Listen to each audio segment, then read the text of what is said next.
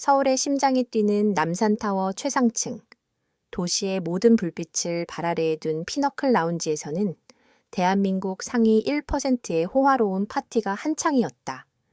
바닥부터 천장까지 이어진 거대한 통유리창 너머로 서울의 야경이 보석처럼 쏟아져 내렸고, 그 빛은 파티에 참석한 사람들의 다이아몬드와 값비싼 시계에 반사되어 눈부신 광채를 더했다.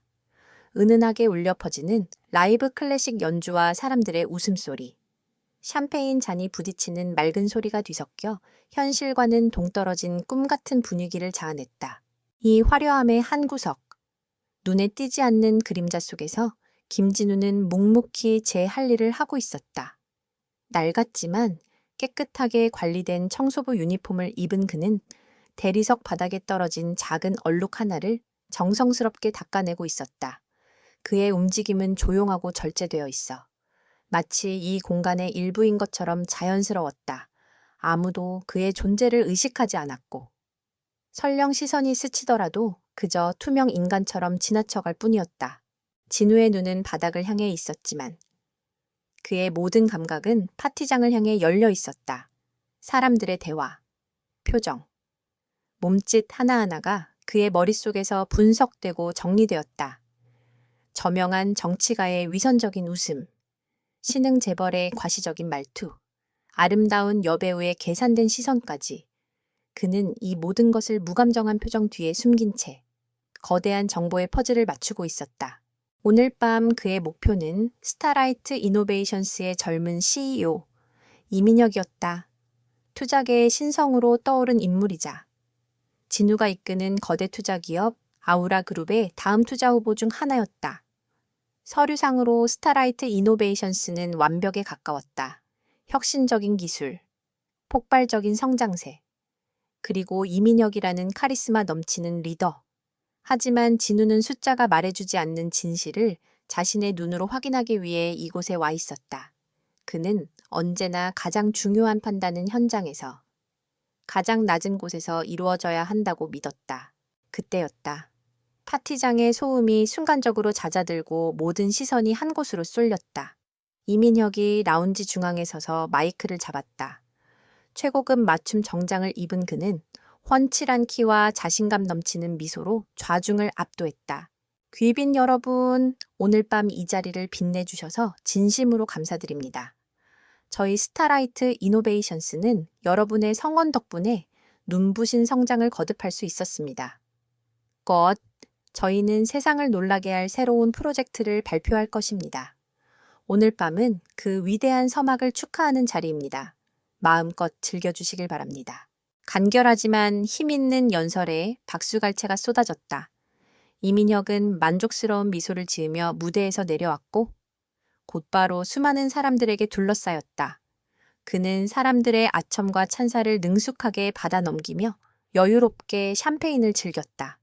진우는 멀찍이서 그 모습을 지켜보며 조용히 쓰레기통을 비웠다. 겉으로 보이는 이민혁은 완벽한 리더였다. 야망 있고 사교적이며 사람을 끄는 매력까지 갖추고 있었다. 하지만 진우의 눈은 그의 미소 뒤에 숨겨진 미세한 경련, 사람들을 대하는 눈빛에 스치는 경멸감을 놓치지 않았다. 그는 아직 판단을 내리지 않았다. 결정적인 무언가가 필요했다. 결정적인 순간은 예상보다 빨리 찾아왔다. 나이가 지긋한 한 웨이터가 고급 와인이 담긴 쟁반을 들고 이민혁에게 다가갔다. 긴장한 탓인지, 혹은 고된 노동에 지친 탓인지 그의 손이 미세하게 떨리고 있었다. 그가 이민혁에게 잔을 건네려는 순간 누군가와 부딪히며 중심을 잃었고, 붉은 와인이 이민혁의 새하얀 셔츠와 값비싼 재킷 위로 쏟아졌다. 쨍그랑 와인잔이 바닥에 떨어져 깨지는 소리와 함께 파티장에는 차가운 침묵이 흘렀다. 모든 소음이 멎고 시간마저 멈춘 듯했다. 웨이터는 사색이 된 얼굴로 굳어버렸고 주변 사람들은 어쩔 줄 몰라 하며 이민혁의 눈치만 살폈다. 이민혁의 얼굴에서 미소가 사라졌다. 그는 천천히 고개를 숙여 자신의 셔츠를 내려다보았다. 붉은 와인이 마치 피처럼 번져나가고 있었다. 잠시 후 그는 얼음처럼 차가운 목소리로 입을 열었다. 이게 얼마짜리 옷인 줄 알아. 분노를 억누른 목소리였지만 그 안에 담긴 살기는 모두를 얼어붙게 만들기에 충분했다. 죄송합니다. 대표님, 정말 죄송합니다. 웨이터는 허리를 굽히고 연신 사과하며 하얀 냅킨으로 그의 옷을 닦으려 했다. 하지만 이민혁은 거칠게 그의 손을 뿌리쳤다. 더러운 손 치워. 내까진 놈이 만질 옷이 아니야. 한 달을 꼬박 일해도 이 셔츠 하나 살 수 있을 것 같아. 모욕적인 말이었다. 웨이터의 얼굴이 창백하게 질렸다. 주변 사람들은 애써 외면하거나 흥미로운 구경거리라도 생긴 듯 수군거렸다. 아무도 나서서 그를 말리지 않았다. 이민혁의 권력 앞에서 노인의 인격은 무참히 짓밟히고 있었다. 당장 내 눈앞에서 꺼져? 그리고 지배인 불러. 이런 기본도 안 된 늙은이를 쓰는 곳이라면 이 파티장 수준도 알만하군. 이민혁은 혐오스럽다는 듯 웨이터를 밀치고는 자리를 떴다. 웨이터는 비틀거리며 몇 걸음 물러나다 바닥에 주저앉았다. 깨진 유리 조각과 쏟아진 와인 위로 그의 늙고 지친 얼굴이 일그러졌다. 수치심과 절망감에 그의 어깨가 가늘게 떨렸다. 그 모든 광경을 진우는 벽에 기댄 채 무표정하게 지켜보고 있었다. 그의 손에 들린 걸레가 자신도 모르게 꽉 쥐어졌다. 그의 내면에서는 차가운 분노가 소용돌이치고 있었다. 한 사람의 가치를 돈으로 매기고 약자 앞에서 군림하려는 저 오만함. 진우가 가장 경멸하는 종류의 인간이었다. 다른 청소부가 와서 바닥을 치우는 동안 진우는 조용히 자리를 옮겼다. 그는 이민혁이 들어간 개인 휴게실 쪽으로 향했다. 복도에 버려진 쓰레기를 줍는 척하며 그는 휴게실 문틈으로 새어나오는 목소리에 귀를 기울였다. 이민혁은 누군가와 통화하고 있었다. 그의 목소리는 아까와는 달리 교활하고 흥분에 차 있었다. 섭닉 자바데뜨테리. 걱정 마세요. 자료는 완벽하게 조작했으니까 사용자 데이터를 적당히 부풀려서 성장률을 극대화시킨 보고서입니다. 멍청한 투자자들은 이런 숫자에 환장하죠. 특히 이번에 들어온다는 아우라그룹 실사단, 겉만 번지르르한 샌님들이라 속여먹긴 더 쉬울 겁니다. 진우의 눈빛이 칼날처럼 날카로워졌다. 사용자 데이터 조작. 그것은 명백한 불법이자 사기 행위였다. 투자자들을 기만하고 시장 질서를 교란하는 중범죄였다. 네, 물론입니다. 이 계약만 성사시키면 스타라이트는 지금의 10배는 더 커질 겁니다. 그때가 되면. 이런 하찮은 파티는 열 필요도 없겠죠. 세상이 내 발 아래에 무릎 꿇게 될 테니까요. 하하하. 이민혁의 탐욕스러운 웃음소리가 복도에 울려 퍼졌다. 그는 자신의 계획이 완벽하다고 믿어 의심치 않는 듯했다. 그가 모르는 사실이 하나 있다면 그가 그토록 속이고 싶어하는 아우라그룹의 진짜 주인이 지금 그의 방문 앞에서 초라한 청소부 복장을 하고 서 있다는 것이었다. 진우는 더 이상 들을 필요가 없었다. 그는 조용히 몸을 돌려 복도를 걸어 나왔다. 스타라이트 이노베이션스에 대한 평가는 끝났다. 이민혁은 단순한 오만한 리더가 아니었다. 그는 회사를 사적인 욕망을 채우는 도구로 사용하는 범죄자였고 인간에 대한 최소한의 존중도 없는 독버섯 같은 존재였다. 진우는 파티장을 빠져나와 직원용 엘리베이터에 몸을 실었다. 엘리베이터가 하강하는 동안 그는 통유리창 너머로 펼쳐진 서울의 야경을 말없이 내려다보았다. 수백만 개의 불빛들이 저마다의 삶을 이야기하고 있었다. 저 불빛 아래에는 이민혁에게 짓밟힌 노인처럼 성실하게 살아가는 수많은 사람들이 있었다. 그는 결심했다. 단순히 투자를 거절하는 것만으로는 부족했다. 이민혁과 스타라이트 이노베이션스의 부패한 시스템은 뿌리부터 도려내야만 했다. 단순한 사업적 판단이 아니었다. 그것은 정의의 문제였다. 엘리베이터가 1층에 도착하고 문이 열렸다. 진우는 어둠 속으로 걸어 나왔다. 그의 등 뒤로 남산타워의 화려한 불빛이 멀어지고 있었다. 그의 얼굴에는 더 이상 청소부의 피곤함이 남아있지 않았다. 대신 거대한 폭풍을 예고하는 고요하고 차가운 결의가 자리 잡고 있었다. 오늘 밤 한 사람의 오만함이 거대한 심판의 반가쇠를 당겼다. 그리고 그 심판을 내릴 자는 방금 전까지 그의 발밑에서 바닥을 닦고 있던 이름 없는 청소부였다. 이민혁의 화려한 파티는 이제 그의 제국이 무너져 내리는 장송국의 서곡이 될 터였다. 진우는 자신의 차를 향해 걸어가며 주머니 속에 휴대폰을 꺼내 단 하나의 이름. 그의 충직한 비서실장인 박서준의 번호를 눌렀다. 이제 게임을 시작할 시간이었다. 남산타워의 화려한 불빛을 뒤로 한 채 김진우는 어둠 속으로 녹아들었다. 그는 낡은 승합차 대신 주차장 가장 깊숙한 곳에 세워둔 검은색 세단에 올라탔다. 외관은 평범한 국산 세단이었지만 내부는 최고 수준의 방탄 및 통신 보안 시스템으로 개조된 움직이는 요새였다. 시동을 걸자 엔진은 맹수처럼 낮게 으르렁거렸다. 그는 차를 몰아 강변북로에 진입하면서 아까 눌렀던 번호로 다시 전화를 걸었다. 신호음이 한번 울리기도 전에 상대방이 받았다. 네, 회장님 박서준입니다. 군더더기 없이 간결하고 차분한 목소리. 그의 비서실장이자 오른팔인 박서준이었다. 나다. 에코 프로토콜을 가동해. 지금 즉시. 진우의 목소리는 낮고 조용했지만 그 안에는 강철 같은 명령의 무게가 실려 있었다. 전화기 너머에 박서준은 잠시의 망설임도 질문도 없이 즉각 대답했다. 알겠습니다. 관련팀 전체 소집하겠습니다. 30분 내로 펜트하우스에서 대기하겠습니다. 스타라이트 이노베이션스 목표물이다.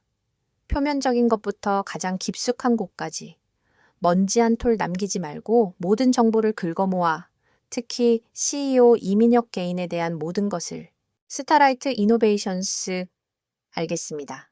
즉시 착수하겠습니다. 통화는 그것으로 끝이었다. 불필요한 말은 오가지 않았다. 에코 프로토콜은 아우라 그룹 내에서도 극소수만 아는 최상위 정보 수집 및 분석 작전 코드명이었다. 이 코드가 발동된다는 것은 단순히 투자 대상을 검토하는 수준을 넘어 목표물을 완전히 해부하고 필요하다면 외과수술처럼 정밀하게 제거하겠다는 회장 김진우의 의지를 의미했다. 차는 서울의 밤거리를 미끄러지듯 달려 한강이 내려다 보이는 최고급 주상복합 건물 더 포레스트의 지하 주차장으로 들어섰다. 외부인의 출입은 철저히 통제되는 이곳에서도 그의 차는 아무런 제지 없이 가장 깊숙한 개인 차고로 안내되었다. 차고 문이 닫히자 벽의 일부가 소리 없이 열리며 개인 전용 엘리베이터가 나타났다. 엘리베이터는 총알 같은 속도로 솟아올라 꼭대기층에서 멈췄다. 띵! 하는 소리와 함께 문이 열리자 완전히 다른 세상이 펼쳐졌다. 서울 전체를 정원처럼 품은 광활한 펜트하우스였다. 내부는 극도로 절제된 미니멀리즘으로 꾸며져 있었지만 벽에 걸린 김환기의 추상화한 점, 거실 한가운데에 놓인 핀 유래의 조각 같은 의자는 그 자체로 작은 박물관을 이루고 있었다. 진우는 현관에 들어서자마자 낡은 청소부 유니폼을 벗어 던졌다. 마치 허물을 벗는 뱀처럼. 그는 고단한 노동자의 흔적을 지워나갔다. 그는 곧장 욕실로 향했다. 뜨거운 물줄기가 그의 몸을 감싸자 파티장의 역겨운 향수 냄새와 위선적인 공기가 씻겨 내려가는 듯했다. 샤워를 마친 그는 드레스룸으로 들어갔다. 한쪽 벽면을 가득 채운 것은 명품 브랜드의 화려한 정장들이 아니었다. 대신 최고급 원단으로 만들었지만 로고 하나 없는 편안하고 실용적인 디자인의 옷들이 색상별로 정리되어 있었다. 그는 짙은 회색 캐시미어, 스웨터와 검은색 면바지를 골라 입었다. 비로소 그는 아우라 그룹의 숨겨진 제왕, 김진우의 모습으로 돌아와 있었다. 서재로 들어서자 약속대로 박서준이 그를 기다리고 있었다. 흐트러짐 없는 자세로 서 있는 그는 진우만큼이나 절제된 분위기를 풍겼다. 그의 눈빛은 면도날처럼 날카로웠고 그의 존재감은 고요했지만 묵직했다. 회장님, 박서준이 가볍게 고개를 숙였다. 앉아. 진우는 거대한 원목 책상 뒤에 의자에 앉으며 간결하게 말했다. 박서준은 맞은편 의자의 허리를 곧게 펴고 앉았다. 상황이 좋지 않은 것 같으십니다. 박서준이 먼저 입을 열었다. 좋지 않은 정도가 아니야.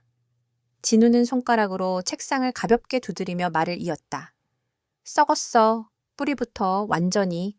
그는 파티에서 있었던 일을 감정 없이, 사실 그대로 전달했다. 늙은 웨이터를 향한 이민혁의 모욕적인 언사. 그리고 휴게실에서 엿들은 데이터 조작과 아우라 그룹을 기만하려는 계획까지. 그의 이야기가 진행되는 동안 박서준의 표정에는 변화가 없었지만 그의 눈빛은 점점 더 차갑게 가라앉았다. 쓰레기군요.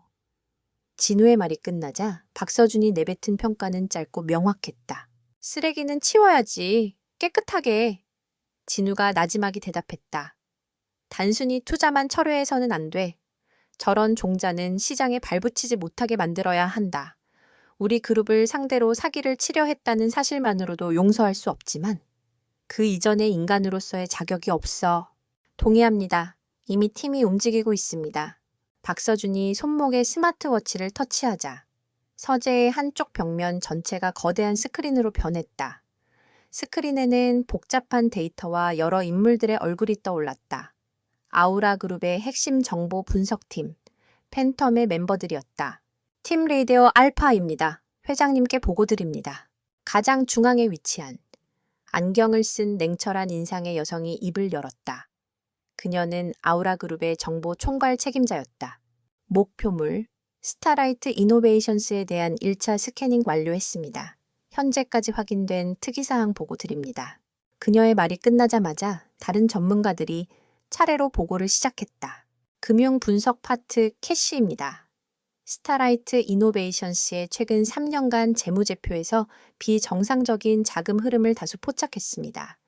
특히 R&D 비용이 과다 계상되어 있으며 자금의 최종 행선지는 카리브해에 위치한 다수의 페이퍼 컴퍼니로 확인됩니다. 이민혁 대표의 개인 계좌와 연결된 정황도 발견했습니다. 사이버 보안 파트 고스트입니다. 이번에는 후드를 깊게 눌러 쓴 젊은 남자의 목소리가 들려왔다. 스타라이트의 내부 서버에 성공적으로 침투했습니다. 보안이 생각보다 허술합니다. 현재 이민혁 대표의 개인 이메일과 메신저 내역을 포함한 모든 데이터를 백업 중입니다. 회장님께서 들으신 사용자 데이터 조작과 관련된 내부 보고서 초안 파일도 확보했습니다. 예상보다 훨씬 대담하고 악질적인 방식입니다. 보고는 계속되었다. 기업 정보 분석가는 이민혁이 과거에 진행했던 여러 프로젝트에서 동업자들을 어떻게 배신했는지, 인사기록 분석가는 최근 2년간 부당하게 해고되거나 권고 사직을 당한 핵심 개발자들의 명단을 줄줄이 읊었다. 그들이 내놓는 정보 조각들은 하나로 합쳐져 이민혁이라는 인물이 얼마나 부도덕하고 탐욕스러운지, 그리고 스타라이트 이노베이션스라는 회사가 얼마나 위태로운 모래성인지를 명백하게 보여주었다. 진우는 말없이 보고를 들었다. 그의 표정은 평온했지만 머릿속에서는 수천 개의 시나리오가 그려지고 지워지기를 반복했다. 그는 단순히 이민혁을 법의 심판대에 세우는 것만으로는 만족할 수 없었다. 그가 쌓아올린 모든 것을, 그의 자만심과 오만의 근원을 송두리째 무너뜨려야 했다. 가장 극적인 방식으로. 그가 가장 신뢰했던 것들에게 배신당하며 처절하게 몰락하는 모습을 봐야 직성이 풀릴 것 같았다. 고스트. 진우가 입을 열었다. 이민혁이 가장 공들이고 있는 계약이 뭐지? 현재 유럽엔 베리타스 캐피탈이라는 신생 투자사와 대규모 투자 유치 협상을 진행 중인 것으로 확인됩니다. 계약 규모는 약 5천억 원, 스타라이트의 사활이 걸린 계약이라고 할 수 있습니다. 진우의 입가에 희미한 미소가 걸렸다. 덫이 될 만한 좋은 미끼였다. 세오주나 떠르네 회장님. 베리타스 캐피탈, 그거 우리 거지? 네, 3년 전에 스위스에 설립해둔 유령 회사입니다. 자금 세탁 조직이나 테러 단체의 자금 흐름을 추적하기 위해 만들어둔 정보 수집용 위장 회사입니다. 진우는 만족스럽게 고개를 끄덕였다.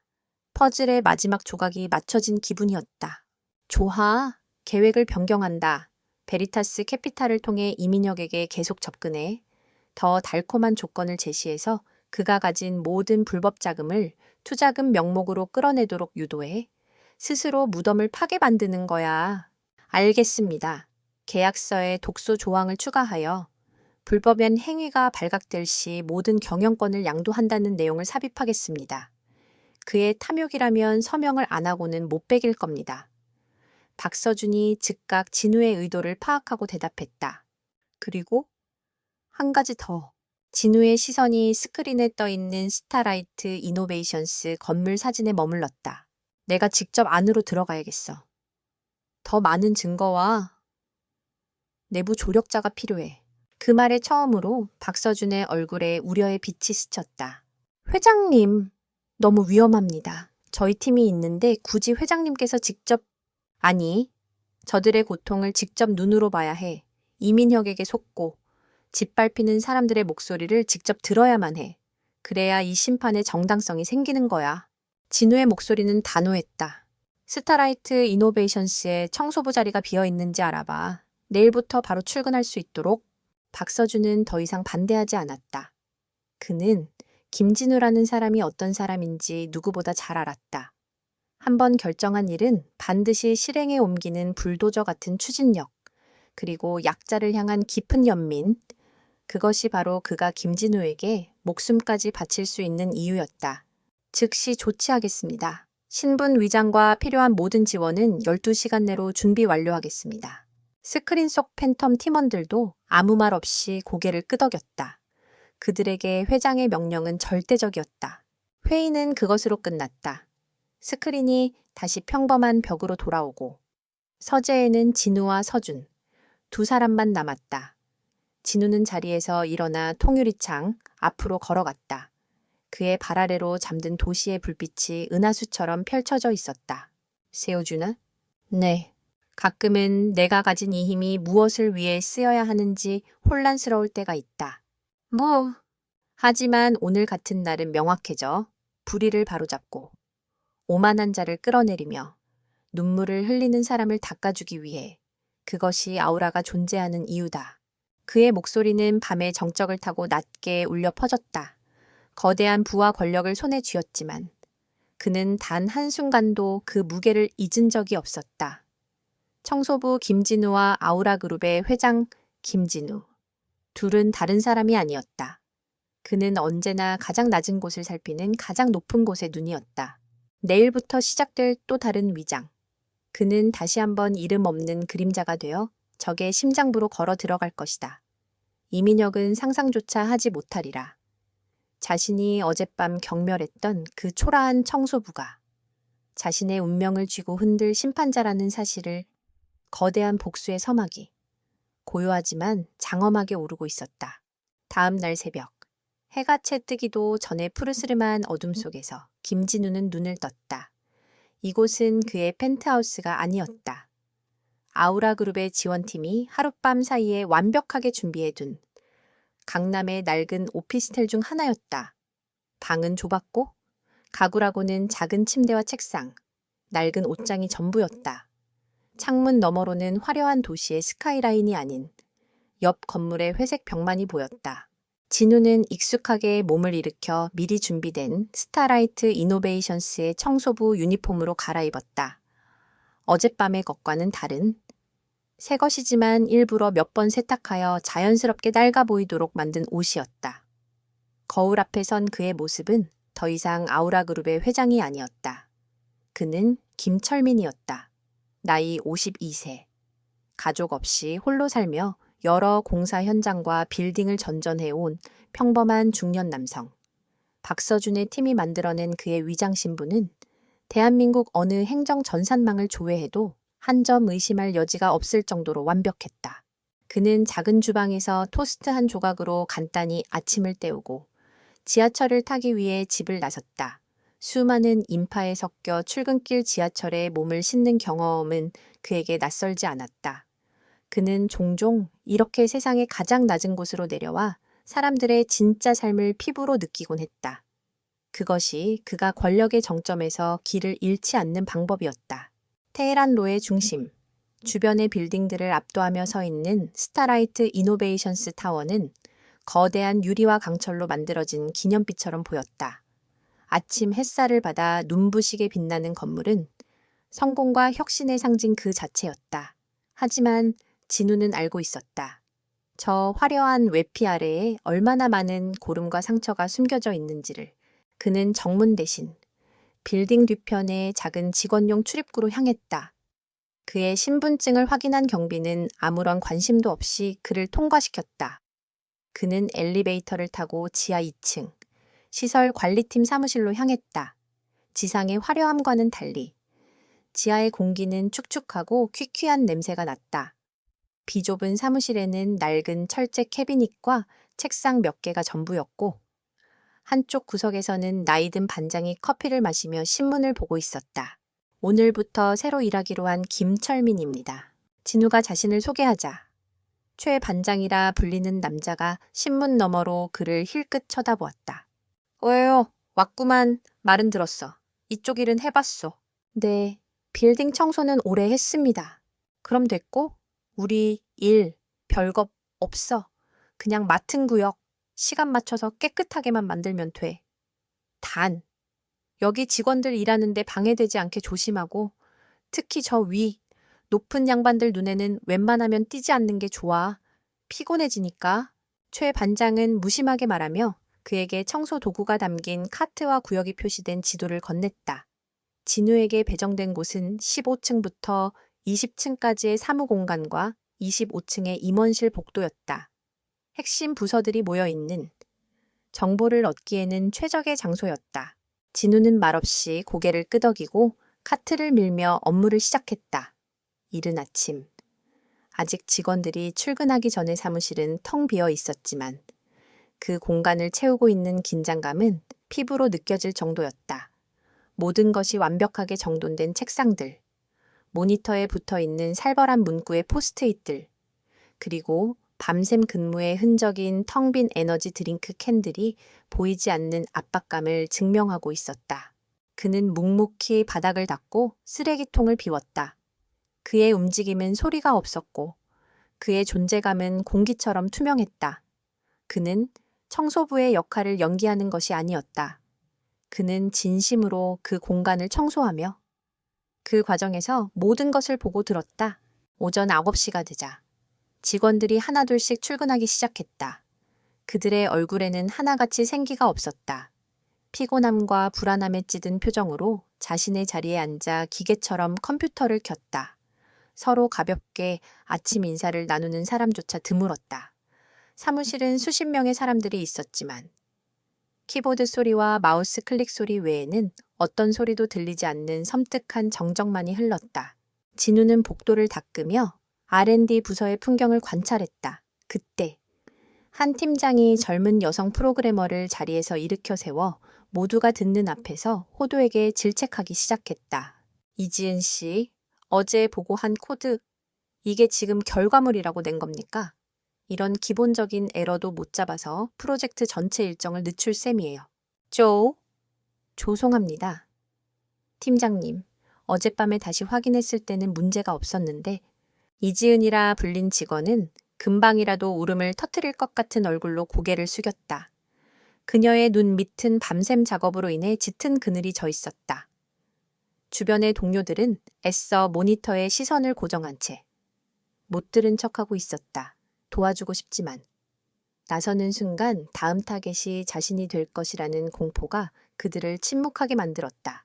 변명하지 마. 능력이 안 되면 노력을 하든가. 아니면 일찌감치 포기하고 집에 가. 당신 하나 때문에 우리 팀 전체가 얼마나 피해보는지 알아. 팀장의 고함 소리가 사무실 전체에 울려 퍼졌다. 그는 서류 뭉치를 그녀의 책상에 집어 던지고는 자신의 사무실로 들어가 버렸다. 이지은은 창백해진 얼굴로 한동안 그 자리에 못 박힌 듯 서 있다가 떨리는 손으로 서류를 주워 담았다. 그녀의 눈에서 눈물 한 방울이 키보드 위로 툭 떨어졌다. 진우는 그 모든 것을 지켜보았다. 저것이 이 회사의 일상이었다.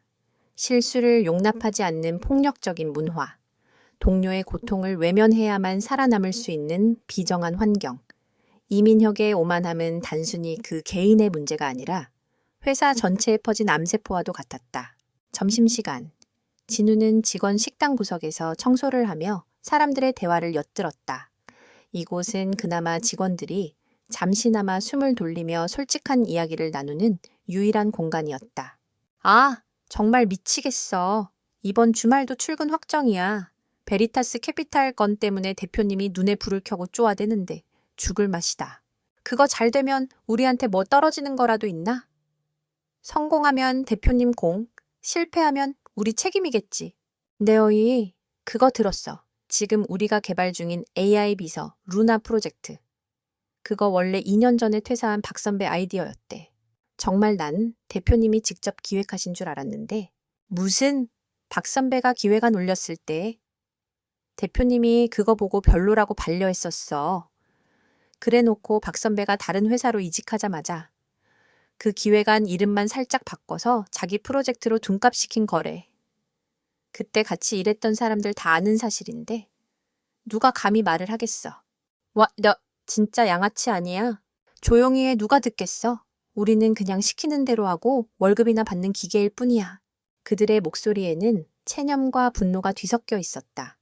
진우는 조용히 그들의 대화를 머릿속에 기록했다. 아이디어 탈취. 이것 역시 이민혁의 범죄 목록에 추가될 또 하나의 증거였다. 오후가 되자 진우는 임원실이 있는 25층으로 올라갔다. 복도는 값비싼 카펫이 깔려 있어 발소리조차 들리지 않았고 벽에는 유명 작가들의 그림이 걸려 있었다. 하지만 이곳의 공기는 아래층보다 훨씬 더 차갑고 살벌했다. 그가 이민혁의 집무실 앞 복도를 청소하고 있을 때였다. 집무실 문이 벌컥 열리더니 한 중년의 임원이 얼굴이 불그락푸르락해져서 튀어나왔다. 뒤이어 이민혁의 고함 소리가 터져나왔다. 이딴 식으로 할 거면 당장 짐 싸서 나가. 내가 원하는 건 변명이 아니라 결과라고 몇 번을 말해. 이 무능한 인간아. 문틈으로 집무실 안이 보였다.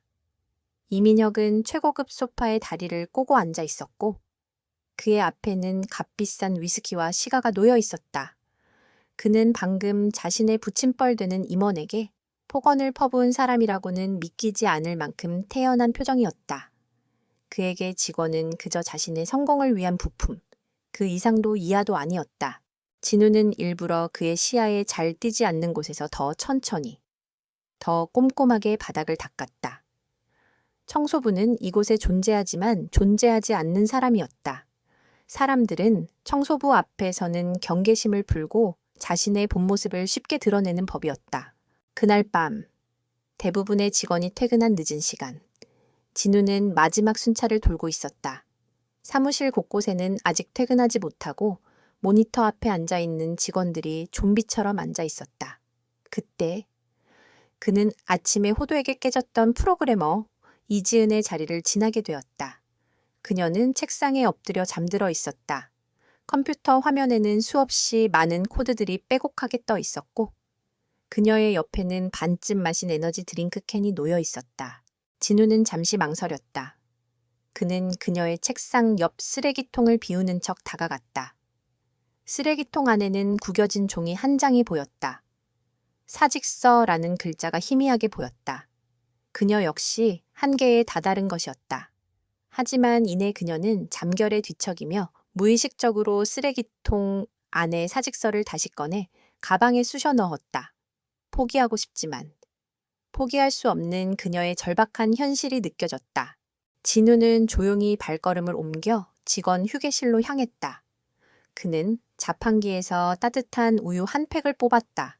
그리고 다시 그녀의 자리로 돌아와 그녀가 깨지 않도록 조심스럽게 우유를 책상 한편에 내려놓았다. 그가 해줄 수 있는 유일한 작은 위로였다. 빌딩을 나서는 그의 발걸음은 무거웠다. 하루 동안 그가 본 것은 단순한 회사가 아니었다. 그것은 이민혁이라는 한 개인의 탐욕이 만들어낸 거대한 착취 시스템이었다.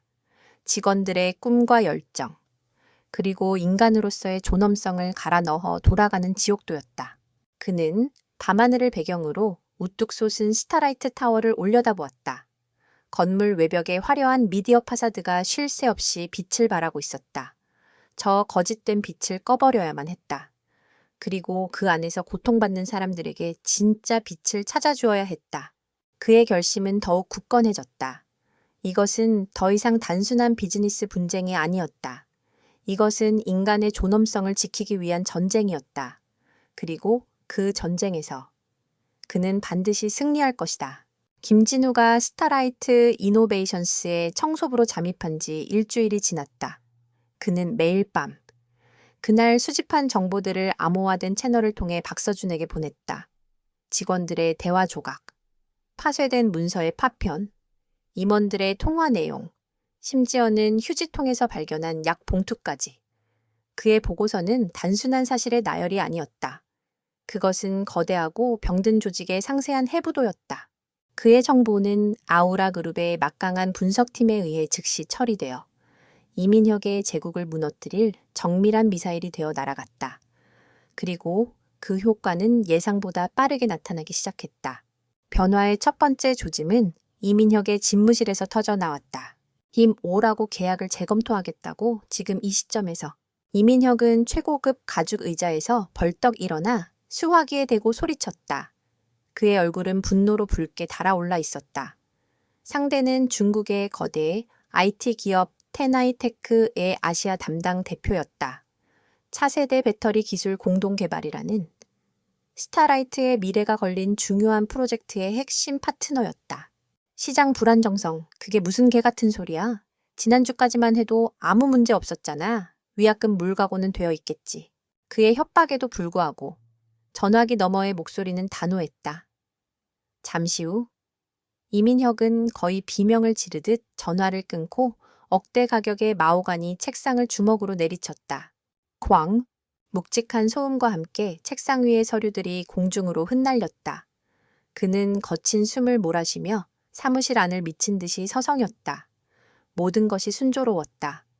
테나이와의 계약은 거의 확정된 것이나 다름없었다. 그런데 갑자기 아무런 예고도 없이 모든 것이 뒤틀려 버렸다. 그는 알지 못했다. 바로 이틀 전 아우라 그룹의 홍콩 지사에서 테나이테크의 최대 주주와 우연한 저녁 식사를 가졌다는 사실을, 그 자리에서 스타라이트의 부풀려진 R&D 실적과 불안정한 재무구조에 대한 우려 섞인 조언이 오갔다는 사실을 아우라 그룹은 직접 나서지 않았다. 그들은 그저 작은 의심의 씨앗을 심었을 뿐이고 그 씨앗은 거대 기업의 리스크 관리 시스템 안에서 스스로 자라나 괴물이 되어 이민혁의 뒤통수를 친 것이었다. 그날 이후 악재는 전염병처럼 번져나갔다. 확실시되었던 정부의 스마트시티 프로젝트, 수주 경쟁에서 이름도 없던 중소기업에게 밀려 탈락했다. 주요 부품을 공급하던 독일의 한 업체가 갑자기 품질 문제를 제기하며 납품을 중단했다. 심지어 그가 개인적으로 공을 들이던 한 국회의원이 갑자기 연락을 피하기 시작했다. 이민혁의 화려한 집무실은 이제 그의 불안감을 가두는 거대한 감옥이 되어가고 있었다. 그는 더 이상 외부 미팅에도 나가지 않고 하루 종일 사무실에 틀어박혀 누군가에게 전화를 걸고 소리를 질렀다. 그의 완벽하게 다듬어졌던 외모는 점차 흐트러지기 시작했다. 깔끔하게 넘겼던 머리는 헝클어졌고 그의 눈은 불면과 의심으로 충혈되어 있었다. 도대체 뭐가 문제야? 누가 내 뒤에서 장난질을 치고 있는 거지? 그는 텅 빈 사무실에서 혼잣말을 중얼거렸다. 그의 머릿속에는 온갖 의심이 피어올랐다. 경쟁사, 아니면 내부의 배신자. 그는 모든 임직원들을 의심의 눈초리로 보기 시작했다. 복도를 지나가는 직원들의 작은 수군거림조차 자신을 향한 비웃음처럼 들렸다. 그의 편집증은 점점 심해져 갔다. 김진우는 이 모든 변화를 가장 가까이에서 목격하고 있었다. 그는 임원실 복도를 청소하며 이민혁의 집무실에서 새어나오는 고함 소리를 들었고 그의 비서가 몰래 신경안정제를 사다 놓는 것을 보았다. 그리고 그가 임원들을 소집해 비상회의를 열었을 때 진우는 회의실 바로 밖에서 유리창을 닦는 척하며 그 광경을 전부 지켜보았다. 전부 무능한 겁니까? 사방에서 불이 나고 있는데 다들 손 놓고 구경만 하고 있었어. 이민혁은 회의실에 모인 임원들을 향해 서류 뭉치를 집어 던졌다. 임원들은 약속이나 한 듯 고개를 숙인 채 아무 말도 하지 못했다. 테나이 건은 어떻게 된 거야? 박 전무. 그게 갑자기 저희 쪽 재무 건전성에 대한 루머가 돌면서 루메오, 이 회사에 스파이라도 있다는 소리야. 당신들 중에 내 뒤통수 칠 준비를 하는 놈이 누구야? 그의 분노는 논리를 잃고 광기로 치닫고 있었다. 그는 자신의 실패를 외부의 탓, 부하의 탓으로 돌리며 책임을 회피하기에 급급했다. 그리고 그 과정에서 그는 스스로 자신의 약점을 드러내는 치명적인 실수를 저질렀다. 우리가 비자금을 얼마나 조성해 놨는데. 그걸로 로비도 못해. 회계팀은 뭐 했어? 페이퍼 컴퍼니로 빼돌린 돈. 지금 당장 현금화해서 막을 수 있는 구멍부터 막아. 회의실의 공기가 순간적으로 얼어붙었다. 비자금, 로비, 페이퍼 컴퍼니. 공개된 장소에서 절대 나와서는 안 될 단어들이었다. 몇몇 젊은 임원들의 얼굴이 하얗게 질렸다. 이민혁은 자신이 무슨 말을 했는지조차 깨닫지 못한 듯 계속해서 소리를 질렀다. 유리창 밖에서 그 모습을 지켜보던 진우의 눈빛이 차갑게 빛났다. 이민혁은 스스로 무덤을 파고 있었다. 진우는 주머니에 숨겨둔 초소형 녹음기의 버튼을 눌렀다. 회의실의 방음벽을 뚫지는 못하겠지만 이민혁의 격앙된 목소리와 분위기는 충분히 담길 터였다. 회의가 엉망으로 끝난 후 이민혁은 폭풍처럼 사무실을 휘저었다. 그는 자신의 분노를 표출할 희생양을 찾고 있었다. 마침 그의 눈에 마케팅팀의 한 직원이 동료와 잠시 잡담을 나누는 모습이 들어왔다. 거기 당신, 이민혁의 날카로운 목소리에 모두의 시선이 집중되었다. 회사가 지금 어떤 상황인데? 한가하게 잡담이나 하고 있어. 당신 이름이 뭐야? 네, 저 마케팅팀 김대리입니다. 김대리 좋아. 당신 오늘부로 해고야. 짐 싸서 당장 나가. 사무실 전체에 충격적인 정적이 흘렀다. 김대리는 자신이 무슨 말을 들었는지 이해하지 못한다는 듯 멍한 표정으로 서 있었다. 네, 대표님.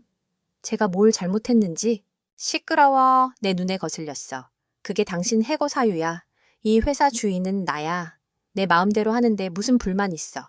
이민혁은 경비들을 호출해 김대리를 끌어내라고 지시했다. 김대리는 억울함에 울부짖으며 끌려나갔고 남은 직원들은 공포에 질린 채 숨도 제대로 쉬지 못했다. 이민혁의 광기는 이제 통제 불능의 상태에 이르렀다. 그는 자신의 권력을 과시함으로써 불안감을 잠재우려 했지만 그것은 오히려 직원들의 마음속에 공포와 함께 깊은 증오심을 심어줄 뿐이었다. 그날 이후 회사의 분위기는 더욱 악화되었다. 직원들은 서로를 감시했고 작은 실수 하나에도 벌벌 떨었다. 이직을 준비하는 직원들이 급격히 늘어났지만 이상하게도 스타라이트 출신이라는 이력은 다른 회사에서 환영받지 못했다. 아우라그룹이 인사정보시장의 스타라이트의 핵심 인력은 심각한 윤리적 문제가 있을 수 있다는 정보를 흘렸기 때문이었다. 이민혁이 만든 감옥은 이제 출구조차 봉쇄되고 있었다. 궁지에 몰린 쥐가 고양이를 물듯 이민혁은 마지막 남은 동아줄에 모든 것을 걸기로 결심했다. 바로 베리타스 캐피탈과의 투자 계약이었다. 다른 모든 길이 막힌 지금 5천억이라는 거액의 투자금은 그가 제기할 수 있는 유일한 희망이었다. 그는 재무 담당 임원을 호출했다. 베리타스 캐피탈과의 계약 어디까지 진행됐지? 현재 최종 계약서 조항을 검토 중입니다. 그런데 대표님, 조건이 좀 과도하게 저희에게 불리합니다. 특히 투자 대상 기업의 중대한 불법 행위 발견 시 베리타스 측이 즉각적인 경영권 개입 및 자산 동결 권한을 갖는다는 조항은 너무 위험합니다. 시끄러워. 이민혁이 그의 말을 잘랐다. 그런 사소한 것 따질 때야 지금 그놈들이 원하는 대로 다 해줘. 당장 이번 주 내로 계약서에 도장 찍을 수 있게 해. 돈이 들어와야 이 위기를 넘길 수 있단 말이야. 무슨 수를 써서라도, 무슨 조건이라도 좋으니까 무조건 돈부터 끌어와. 그의 눈은 탐욕과 조급함으로 이글거리고 있었다. 그는 자신에게 다가오는 달콤한 미끼가 사실은 날카로운 낚싯바늘이라는 사실을 전혀 인지하지 못했다. 스스로 독이 든 성배를 마시겠다며 아우성이었다. 그날 저녁, 모든 직원이 퇴근한 텅 빈 회의실을 정리하며 진우는 바닥에 떨어진 종이 한 장을 주웠다. 낮에 있었던 긴급 회의 때 누군가 급하게 메모한 것으로 보이는 종이였다. 거기에는 비자금, 페이퍼 컴퍼니, 그리고 베리타스라는 단어가 이민혁의 분노를 증명하듯 거칠게 적혀 있었다. 진우는 그 종이를 조용히 접어 주머니에 넣었다. 파도 밑에서 조용히 흐르던 물결은 이제 거대한 해일을 일으킬 준비를 마쳤다. 이민혁은 스스로 파멸의 문을 활짝 열어 젖혔다. 이제 남은 것은 그 문을 닫고 심판의 막을 올리는 것뿐이었다. 진우의 얼굴 위로 차가운 미소가 스쳐 지나갔다. 이민혁이 스스로 파멸의 길로 뛰어드는 동안 김진우와 그의 팀은 거대한 그물을 엮어 올릴 마지막 준비를 하고 있었다. 작전의 중심은 스위스에 본사를 둔 유령 투자사 베리타스 캐피탈이었다. 겉으로 보기에 베리타스는 최근 유럽 금융계에 혜성처럼 등장한 신생 사모펀드였다. 막대한 오일머니를 등에 업고 있다는 소문과 함께 공격적인 투자 스타일로 단숨에 업계의 주목을 받는 존재로 떠올랐다. 이 모든 것은 아우라그룹의 자본과 정보력으로 만들어낸 완벽한 신기루였다. 작전회의는 매일 밤 진우의 펜트하우스에서 화상으로 열렸다. 알파입니다. 목표물 이민혁은 베리타스 캐피탈이 제시한 미끼를 완전히 물었습니다. 현재 그의 변호인단이 계약서의 독소 조항에 대해 강력하게 반발하고 있지만 이민혁 본인이 모든 것을 무시하고 계약을 강행하라고 압박 중인 것으로 확인됩니다.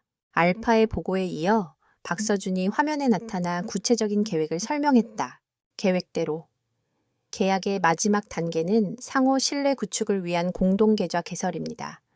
계약금 5천억 중 1차분인 1천억을 베리타스가 먼저 입금하고 이민혁 측 역시 이에 상응하는 성실투자 이행 보증금 명목으로 500억을 동일 계좌에 입금하는 조건입니다. 진우는 말없이 듣고 있었다. 그의 눈빛은 깊고 고요했다. 핵심은 이 500억입니다.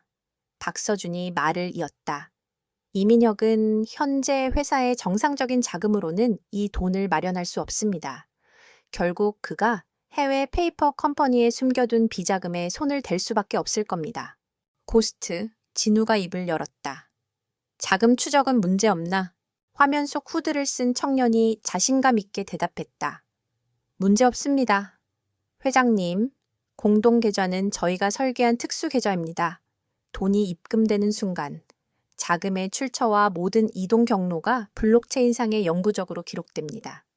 카리브해의 어느 섬에서 출발했는지, 몇 개의 유령 계좌를 거쳤는지, 이러한 단위까지 추적이 가능합니다. 그가 돈을 입금하는 행위 자체가 스스로 범죄를 자백하는 증거가 될 겁니다. 완벽한 덫이었다. 이민혁의 탐욕을 자극해 스스로 불법 자금을 수면 위로 끌어올리게 하고 그 과정을 첨단 기술로 기록하여 빼도 박도 못하는 증거로 만드는 계획. 이것은 단순한 복수가 아니라 법과 시스템을 이용한 정교한 사냥이었다. 좋아, 계획대로 진행해. 베리타스 측 협상가는 이민혁을 조금 더 몰아붙이도록 시간이 없다는 인상을 심어주고 이번 기회를 놓치면 2번 다시는 없을 것이라는 불안감을 증폭시켜. 알겠습니다. 회의가 끝나고 진우는 다시 어둠 속으로 스며들었다. 다음 날 스타라이트 이노베이션스 빌딩은 그 어느 때보다 팽팽한 긴장감에 휩싸여 있었다. 이민혁이 마침내 베리타스 캐피탈과의 계약서에 서명하기로 한 날이었기 때문이다. 그는 자신의 변호인단과 재무 담당, 임원의 마지막 간청마저 묵살했다. 대표님, 다시 한번 생각해 주십시오. 이 계약은 노예 계약이나 다름없습니다. 회사의 모든 것을 저들에게 내주는 꼴입니다. 시끄러워. 당신들은 나무만 보고 숲은 못 보는군. 지금 우리에게 필요한 건 돈이야. 5천억 그 돈만 있으면 지금의 위기는 아무것도 아니야. 이까지 조항 몇 개. 나중에 회사가 정상화되면 얼마든지 개정할 수 있어. 그의 눈에는 오직 5천억이라는 숫자 외에는 아무것도 보이지 않았다. 그는 이미 이성적인 판단 능력을 상실했다. 연이은 악재로 인한 불안감과 눈앞의 거대한 이익에 대한 탐욕이 그의 눈을 완벽하게 가려버린 것이었다. 계약은 화상회의를 통해 이루어졌다. 스위스에 있는 베리타스 캐피탈의 대표와 이민혁이 각자의 모니터 앞에서 계약서에 전자 서명을 했다. 베리타스 측 대표 역할을 맡은 인물은 아우라그룹 유럽지사의 베테랑 직원이었다. 그는 냉정하고 오만한 귀족 같은 태도를 완벽하게 연기하며 이민혁을 심리적으로 압박했다. 서명 확인했습니다. 미스터 리, 이제 당신의 성의를 보여줄 차례군요. 약속대로. 저희가 먼저 1천억을 공동계좌로 송금하겠습니다. 1시간 내로 확인 가능할 겁니다. 그리고 당신의 보증금 1,100억. 24시간 내로 입금되지 않으시면 이 계약은 즉시 무효가 됩니다. 물론 계약 파기의 책임은 전적으로 당신에게 있고요. 그 말을 끝으로 상대방은 일방적으로 통신을 끊었다. 이민혁은 잠시 모욕감에 얼굴을 붉혔지만 곧이어 자신의 계좌에 찍힐 천문학적인 숫자를 상상하며 탐욕스러운 미소를 지었다. 그는 즉시 비밀리에 자신의 자금 관리인을 호출했다. 스위스 은행의 프라이빗 뱅커이자 그의 모든 검은 돈을 관리해주는 남자였다. 지금 당장 케이맨 군도에 있는 블루오션 펀드 계좌에서 500억을 인출하해 최대한 빨리 흔적 남기지 말고. 대표님, 갑자기 그렇게 큰 돈을 움직이면 위험합니다. 자금 세탁 방지법에 걸릴 수 있습니다. 닥치고 시키는 대로 해. 이건 내 미래가 걸린 일이야. 무슨 수를 써서라도 오늘 밤 안으로 돈을 만들어내. 이민혁의 명령에 따라 거대한 검은 돈이 움직이기 시작했다. 조세 회피처에 숨겨져 있던 비자금은 수십 개의 유령 회사를 거치며 꼬리표를 갈아치웠고 복잡한 금융 파생 상품으로 위장된 채 조금씩 최종 목적지를 향해 이동했다. 이민혁은 자신의 자금 관리 시스템이 완벽하다고 믿었다. 하지만 그는 몰랐다. 그 모든 움직임이 고스트가 쳐놓은 거미줄에 실시간으로 포착되고 있다는 사실을. 그 시간, 진우는 25층 임원실 복도를 청소하고 있었다. 그는 일부러 이민혁의 집무실 앞에서 카트를 멈추고 아주 천천히 바닥에 얼룩을 닦았다. 문틈으로 새어나오는 이민혁의 목소리는 다급함과 흥분으로 가득 차 있었다. 그는 쉴 새 없이 어딘가로 전화를 걸며 돈의 이동 상황을 체크하고 있었다. 아직이야. 왜 이렇게 늦어? 조금만 더 서둘러. 마침내 밤이 깊어갈 무렵 이민혁이 환호성을 질렀다. 됐어, 입금됐어. 하하하. 그는 의자에서 벌떡 일어나 두 팔을 번쩍 들었다. 마치 세상을 다 가진 듯한 표정이었다. 그는 창가로 다가가 서울의 야경을 내려다보며 승리의 위스키를 따랐다. 이제 끝이다. 이 지긋지긋한 위기도 끝이야. 두고 봐라. 나를 무시했던 놈들, 내가 어떻게 제기하는지 똑똑히 보여주마. 그는 자신의 승리를 의심치 않았다. 자신이 덫에 걸린 줄도 모르고 미끼를 삼킨 것을 승리라고 착각하고 있었다. 복도에서 그의 환호성을 듣고 있던 진우는 조용히 몸을 돌렸다. 그의 귀에 꽂힌 초소형 무선 이어폰으로 박서준의 차분한 목소리가 들려왔다. 회장님, 목표물이 자금 이동을 완료했습니다. 케이맨 군도에서 출발한 비자금이 총 27개의 유령 계좌를 거쳐 공동 계좌에 입금된 사실을 확인했습니다. 모든 거래 기록, 블록체인상에 완벽하게 박제되었습니다. 이제 이민혁은 대한민국 법뿐만 아니라 국제 자금 세탁 방지법으로도 기소 가능합니다. 증거는 차고 넘칩니다. 진우는 아무 대답도 하지 않았다. 그는 그저 묵묵히 자신의 카트를 밀며 엘리베이터로 향했다. 그의 임무는 끝났다. 이제 남은 것은 사냥의 마지막 단계, 즉 심판의 시간뿐이었다. 그가 지하층으로 내려와 청소부 유니폼을 벗고 자신의 채 올라탔을 때 그의 휴대폰이 짧게 진동했다. 박서준이 보낸 메시지였다. 작전명 심판의 날, D1 모든 준비 완료. 진우는 메시지를 확인하고는 차창 밖에 스타라이트 타워를 올려다보았다. 건물은 여전히 화려한 빛을 내뿜고 있었지만 그의 눈에는 이미 무너져 내리는 폐허처럼 보였다. 내일이다. 그는 나지막이 읊조렸다. 내일, 이민혁이 가장 빛나는 순간에 가장 처참한 나락으로 떨어지게 될 것이다. 거대한 금융사기극에 막이 내리고 정의의 막이 오를 시간이었다. 진우는 채 시동을 걸었다. 엔진 소리가 밤의 정적을 가르며 다가올 폭풍을 예고하고 있었다. 심판의 날이 밝았다. 스타라이트 이노베이션스 타워는 이른 아침부터 전례 없는 흥분과 긴장감으로 들끓었다. 건물 로비는 베리타스 캐피탈로부터의 5천억 투자 유치를 발표하는 기자회견을 준비하는 스태프들과 기자들로 북적였다. 거대한 현수막에는 스타라이트 이노베이션스, 미래를 향한 위대한 도약이라는 문구가 야심차게 새겨져 있었다. 방송사 로고를 붙인 중계 차량들이 건물 앞에 질비하게 늘어섰고, 잘 차려입은 기자들은 최신 정보를 얻기 위해 분주하게 움직였다. 이 모든 소동의 중심에 있는 이민혁은 자신의 펜트하우스에서 완벽한 아침을 맞이하고 있었다. 그는 밤새 숙면을 취했다. 악몽 같았던 지난 몇 주간의 불안감은 5천억이라는 마법 같은 숫자 앞에서 눈 녹듯 사라졌다. 그는 창가에 서서 떠오르는 태양을 바라보며 마치 세상을 정복한 황제라도 된 듯한 기분에 젖었다. 나 이민혁이야. 이 정도 위기는 아무것도 아니지. 그는 거울 앞에 서서 자신의 모습을 만족스럽게 훑어보았다.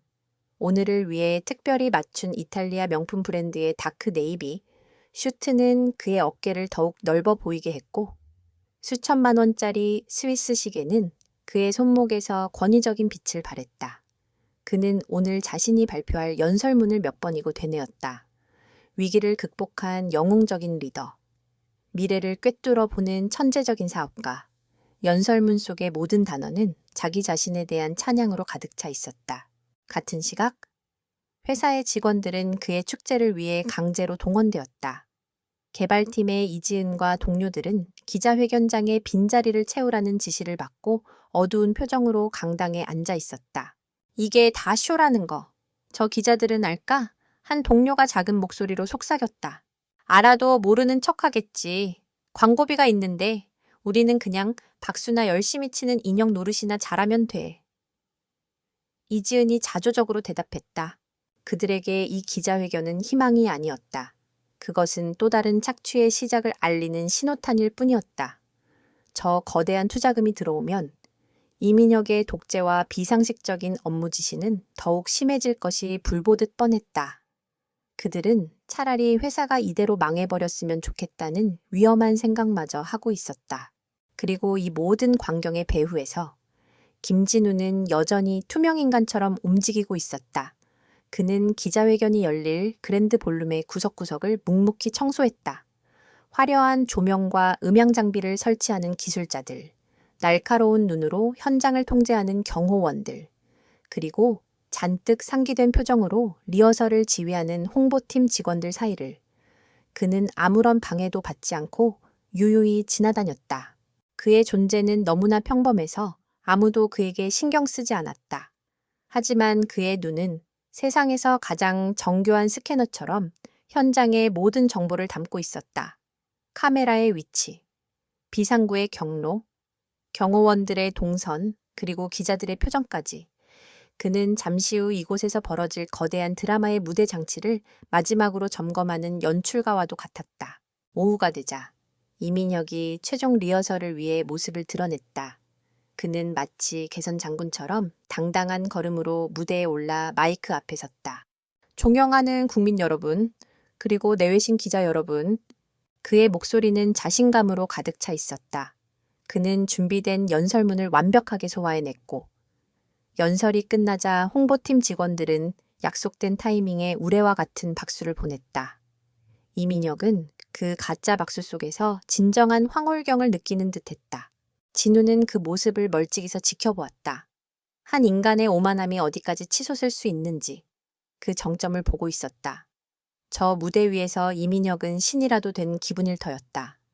하지만 높이 올라갈수록 떨어질 때의 충격은 더 큰 법이다.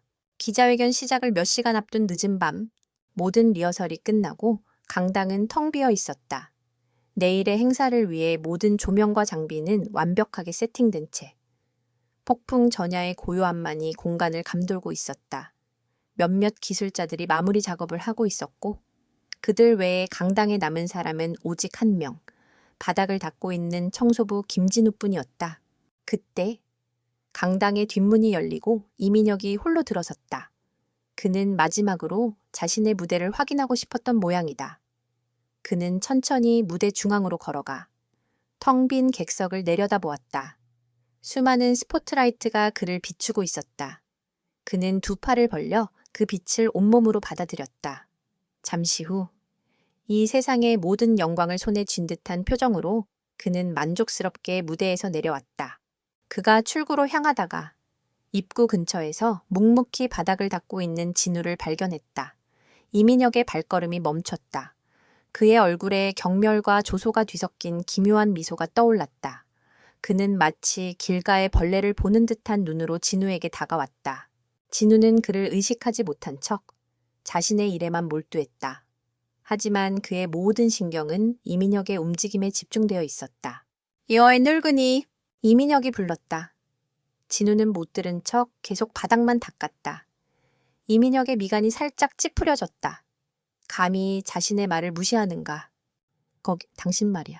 그가 목소리를 높이자 진우는 그제야 마지못해 고개를 들었다. 그는 아무것도 모른다는 순박하고 피곤한 표정으로 이민혁을 올려다보았다. 이민혁은 그 표정이 마음에 들었다. 그는 자신의 지갑에서 5만 원짜리 지폐 한 장을 꺼냈다. 그는 지폐를 가볍게 구겨 진우가 막 닦아놓은 깨끗하고 축축한 바닥 위로 던졌다. 지폐는 물기에 젖어 바닥에 착 달라붙었다. 내일 이 자리에서 새로운 역사가 시작될 거다. 당신 같은 인생은 평생 상상도 못할 그런 역사 말이야. 그의 목소리는 시혜를 베푸는 신의 목소리처럼 거만했다. TV야, 주워가. 그게 아마 당신의 그 비참한 인생에서 만져볼 가장 큰 돈일 테니까. 이민혁은 낄낄거리며 웃었다. 그는 진우의 반응을 기다리지도 않았다. 자신의 잔인하고 유치한 행동에 스스로 만족하며 그는 뒤도 돌아보지 않고 강당을 빠져나갔다. 내일의 주인공은 바로 자신이라는 확신에 가득 찬 발걸음이었다. 강당에는 다시 정적이 흘렀다. 진우는 한동안 그 자리에 우두커니 서 있었다. 그의 시선은 이민혁이 사라진 문이 아닌 바닥에 떨어진 젖은 지폐에 머물러 있었다. 그의 얼굴에는 아무런 감정도 떠오르지 않았다. 분노도, 모멸감도 아니었다. 그저 모든 것이 끝났다는 차가운 확신, 그리고 한심한 인간에 대한 깊은 연민만이 그의 눈동자 깊은 곳에서 조용히 일렁였다. 이것이 그의 마지막 기회였다. 인간으로서 최소한의 존엄성을 보여줄 마지막 순간. 하지만 이민혁은 스스로 그 기회를 걷어차고 자신의 파멸에 마지막 못을 박았다. 진우는 천천히 허리를 굽혔다. 그러나 그는 돈을 줍지 않았다. 대신 그는 자신의 대걸레를 다시 들었다. 그리고는 5만 원짜리 지폐가 붙어 있는 그 자리를 마치 더러운 오물이라도 닦아내듯 무심하게 문질렀다. 지폐는 더러운 물과 함께 한쪽 구석으로 밀려나 뒹굴었다. 마치 처음부터 존재하지 않았던 쓰레기처럼. 그는 묵묵히 자신의 일을 계속했다. 강당은 다시 완벽하게 깨끗해졌다. 폭풍은 더 이상 오고 있는 것이 아니었다. 이미 이곳에 도착해 있었다. 이제 남은 것은 휘몰아치는 것뿐이었다. 기자회견이 시작되었다. 스타라이트 이노베이션스 타워의 그랜드 볼룸은 수백 명의 기자들과 업계 관계자들로 발 디딜 틈이 없었다. 천장의 조명은 대낮처럼 밝았고 사방에서 터지는 카메라 플래시가 마치 밤하늘의 별처럼 명멸했다. 공기는 기대감과 흥분, 그리고 약간의 시기심으로 뜨겁게 달아올라 있었다. 약속된 시간이 되자 장내 조명이 어두워지고 무대 뒤편에 거대한 스크린에 화려한 영상이 펼쳐졌다. 스타라이트 이노베이션스가 이룩해온 성과를 과장되게 포장한 영상이었다. 영상이 끝나자 웅장한 음악과 함께 사회자가 오늘의 주인공, 이민혁을 소개했다. 대한민국 IT 산업의 미래를 이끌어갈 혁신적인 리더 스타라이트 이노베이션스의 이민혁 대표님을 힘찬 박수로 맞이해 주시기 바랍니다. 이민혁은 마치 개선하는 황제처럼 무대 위로 걸어 나왔다. 어젯밤의 오만함은 이제 절대적인 자신감으로 바뀌어 그의 온몸을 감싸고 있었다. 그는 객석을 향해 여유롭게 손을 흔들었고 앞자리에 앉은 직원들은 약속대로 열렬한 박수와 환호를 보냈다. 그는 연단에 서서 잠시 객석을 둘러보았다. 이 많은 사람들이 자신을 주목하고 있었다. 자신의 말 한마디에 집중하고 자신의 성공을 숭배하고 있었다. 그는 짜릿한 쾌감에 전율했다. 이것이 바로 그가 원했던 권력이었다. 존경하는 내외신 기자 여러분, 그리고 이 자리를 빛내주신 귀빈 여러분, 스타라이트 이노베이션스의 대표 이민혁입니다. 그의 목소리는 부드러웠지만 확신의 차님이 실려 있었다. 지난 몇 주간 저희 스타라이트를 둘러싼 여러 가지 우려와 억측이 있었음을 잘 알고 있습니다. 하지만 진정한 혁신은 언제나 고난과 역경 속에서 피어나는 법입니다.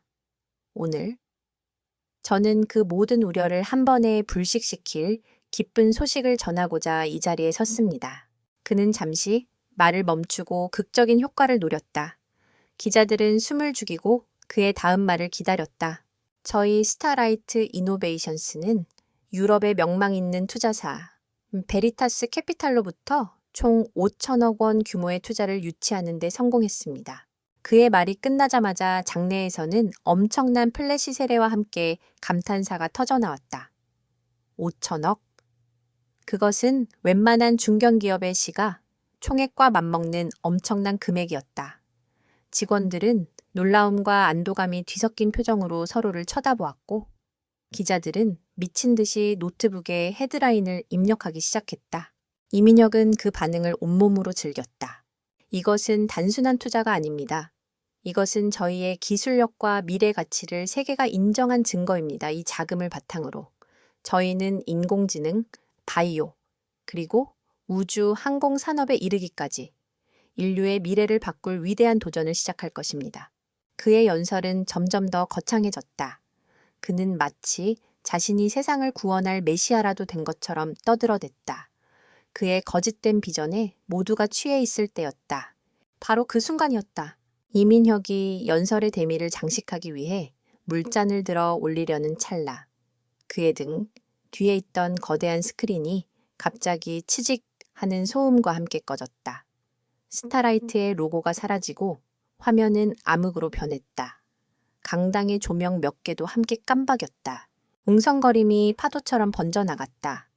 이민혁은 잠시 당황한 표정으로 무대 뒤편을 쏘아보았다. 그는 단순한 기술적 결함이라고 생각했다. 잠시 방송 상태가 고르지 못한 점. 사과드립니다. 곧 그가 상황을 수습하려 말을 내뱉는 순간 스크린이 다시 켜졌다. 하지만 화면에 나타난 것은 스타라이트의 로고가 아니었다. 그것은 남산타워 VIP 라운지의 복도를 비추는 흐릿한 CCTV 영상이었다. 그리고 너무나도 익숙한 목소리가 섬뜩할 정도로 선명하게 강당 전체에 울려 퍼지기 시작했다. 멍청한 투자자들은 이런 숫자에 환장하죠. 특히 이번에 들어온다는 아우라 그룹 실사단. 겉만 번지르르한 샌님들이라 속여먹긴 더 쉬울 겁니다. 장내는 순간적으로 얼음물을 끼얹은 듯 조용해졌다. 모든 사람들이 스크린 속 영상과 연단 위의 이민혁을 번갈아 쳐다보았다. 이민혁의 얼굴에서 핏기가 사라지기 시작했다. 저것은 자신의 목소리였다. 그날 밤 파티장에서 나눴던 비밀 통화 내용이었다. 이게 뭐야? 당장 꺼. 누가 이딴 걸 트는 거야. 이민혁이 비명을 질렀지만 그의 목소리는 아무런 힘이 없었다. 스크린은 그의 절규를 비웃기라도 하듯 다음 장면으로 넘어갔다. 이번에는 그의 비자금 흐름을 상세하게 분석한 도표였다. 케이맨 군도의 페이퍼 컴퍼니에서 시작된 검은 돈이 수십 개의 계좌를 거쳐 베리타스 캐피탈과의 공동 계좌로 흘러들어가는 전 과정이 적나라하게 펼쳐졌다. 해옥! 객석 여기저기서 경악의 탄식이 터져나왔다. 화면은 쉴 틈을 주지 않았다. 이번에는 이민혁이 임원회의에서 소리치던 영상이 재생되었다. 우리가 비자금을 얼마나 조성해놨는데 그걸로 로비도 못해 페이퍼 컴퍼니로 빼돌린 돈. 지금 당장 현금화해서 막을 수 있는 구멍부터 막아. 이민혁은 자신의 눈앞에서 벌어지는 광경을 믿을 수 없었다. 이것은 악몽이었다. 완벽해야 할 자신의 대관식이 가장 끔찍한 공개 처형장으로 변해버렸다. 그의 다리가 후들거리기 시작했다. 머릿속이 하얗게 비어버렸다. 끄라고 이 개자식들아. 그가 무대 아래로 뛰어내려가 스크린의 전원을 뽑으려 했을 때 강당의 육중한 뒷문이 소리 없이 열렸다. 모든 사람들의 시선이 문 쪽으로 쏠렸다. 그곳에는 한 무리의 사람들이 서 있었다. 한 치의 오차도 없는 완벽한 검은색 정장을 입은 남자와 여자들. 그들의 얼굴에는 감정이 없었고 그들의 눈빛은 얼음처럼 차가웠다. 그들은 마치 잘 훈련된 특수부대처럼 일사불란하게 안으로 들어와 강당의 주요 통로를 장악했다. 그리고 그들 사이에서 무리의 리더로 보이는 한 남자가 앞으로 걸어 나왔다. 박서준이었다. 기자들이 벌떼처럼 그에게 몰려들었지만 그는 아무 말 없이 날카로운 눈으로 무대 위에 이민혁을 쏘아볼 뿐이었다. 혼란이 극에 달한 순간 박서준과 그의 팀원들 뒤로 또 다른 한 사람이 모습을 드러냈다. 그는 천천히 하지만 흔들림 없는 걸음으로 강당의 중앙 통로를 걸어오기 시작했다. 그는 값비싼 명품으로 치장하지 않았다. 군더더기 없는 짙은 차콜색 슈트에 노타이 차림. 하지만 그의 몸에서 뿜어져 나오는 압도적인 존재감은 강당 안의 모든 사람들을 숨죽이게 만들었다. 그의 얼굴은 평온했지만 그의 눈빛은 이 세상의 모든 위선과 거짓을 꿰뚫어 보는 듯 깊고 날카로웠다. 그는 김진우였다. 무대 위에서 그를 본 이민혁의 눈이 경악으로 찢어질 듯 커졌다. 그의 뇌가 현실을 받아들이기를 거부했다. 저놈은 청소부. 어젯밤. 자신이 벌레 보듯 내려다보며 돈을 던져주었던 그 초라한 늙은이. 하지만 지금 자신의 눈앞에 있는 남자는 전혀 다른 사람이었다. 감히 고개조차 들 수 없을 만큼 거대한 위압감을 뿜어내는 존재. 동일한 얼굴이었지만 전혀 다른 영혼이었다. 이민혁의 이성이 마비되고 원초적인 공포가 그의 척추를 타고 기어올랐다. 김진우는 수많은 카메라 플래시와 사람들의 시선을 뚫고 무대 앞으로 다가왔다. 그는 얼어붙은 이민혁을 지나쳐 연단으로 걸어 올라갔다. 그리고는 공포에 질려 떨고 있는 이민혁의 손에서 마이크를 부드럽게, 하지만 단호하게 빼앗았다. 그가 마이크를 잡자 강당의 모든 소음이 거짓말처럼 멎었다. 그는 잠시 객석을 둘러보았다. 그리고 차분하고 명료한 목소리로 입을 열었다. 그의 목소리는 마이크를 통해 강당 전체에 장엄하게 울려 퍼졌다. 여러분, 많이 놀라셨을 겁니다. 그의 목소리는 사람들을 진정시키는 묘한 힘이 있었다. 제 이름은 김진우입니다. 그는 잠시 말을 멈추고 시선을 돌려 무대 위에서 무너져 내리기 직전인 이민혁을 정확히 응시했다. 제가 바로 여러분이 그토록 궁금해하시던 아우라그룹의 회장입니다. 아우라그룹. 그 단어가 터져 나오는 순간 강당은 폭탄이라도 터진 듯한 충격에 휩싸였다. 기자들은 믿을 수 없다는 표정으로 김진우와 이민혁을 번갈아 보며 미친 듯이 셔터를 눌러댔다. 김진우는 다시 객석을 향해 말했다. 그리고 베리타스 캐피탈 역시 저희 아우라그룹의 자회사임을 밝힙니다. 오늘 이 모든 것은 시장을 교란하고 투자자들을 기만하는 한 부도덕한 기업인을 심판하기 위해 준비된 것이었습니다. 그는 마이크를 든 손으로 이민혁을 가리켰다. 이민혁 씨, 그의 목소리는 이제 칼날처럼 차가워졌다. 당신의 화려한 파티는 이제 끝났습니다. 그 말이 끝나는 순간 이민혁의 다리에서 힘이 완전히 풀렸다. 그는 으악 하는 비명과 함께 무대 위에 그대로 주저앉았다. 그의 완벽했던 슈트는 구겨졌고 그의 얼굴은 절망과 공포, 그리고 믿을 수 없는 현실에 대한 충격으로 완전히 일그러져 있었다. 수천 개의 카메라 플래시가 무너져 내린 그의 모습을 담기 위해 쉴 새 없이 터졌다. 한때 세상을 다 가진 듯 오만하게 웃던 남자의 가장 비참한 순간이었다. 김진우는 더 이상 그에게 시선을 주지 않았다. 그는 무너진 왕을 내려다보는 진짜 왕처럼 고요하고 압도적인 모습으로 그 자리에 서 있었다. 마침내 거짓의 막이 내리고 진실의 막이 올랐다. 김진우의 마지막 선언이 거대한 폭탄처럼 기자회견장을 강타했다.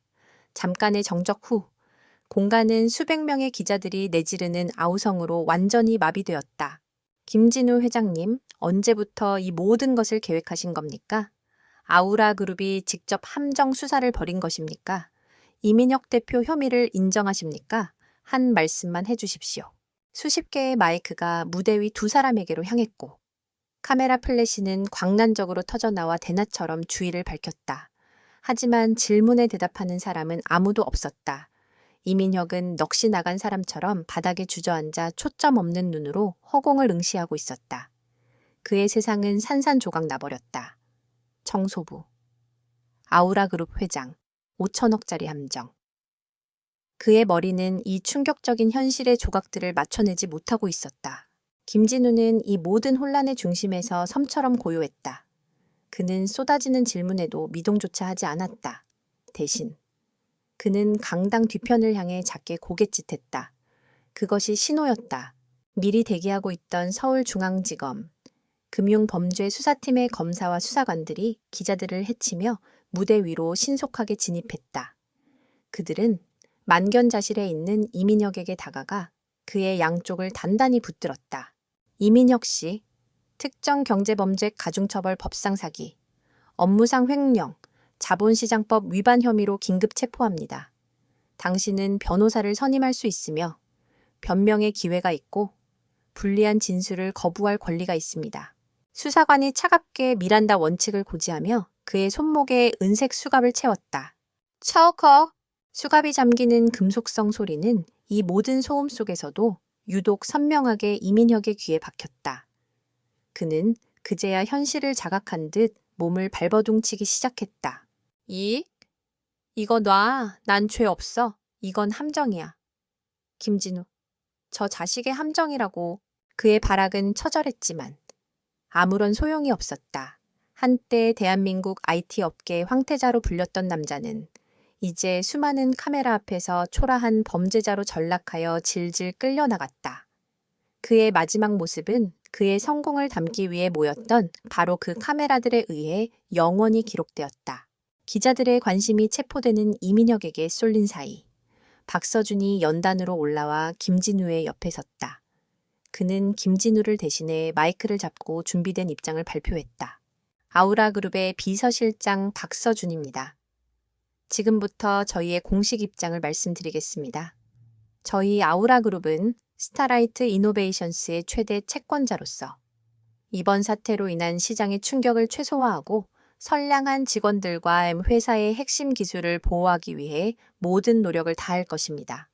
검찰 수사에 적극적으로 협조할 것이며 조속한 시일 내에 경영 정상화를 위한 구체적인 계획을 발표하겠습니다.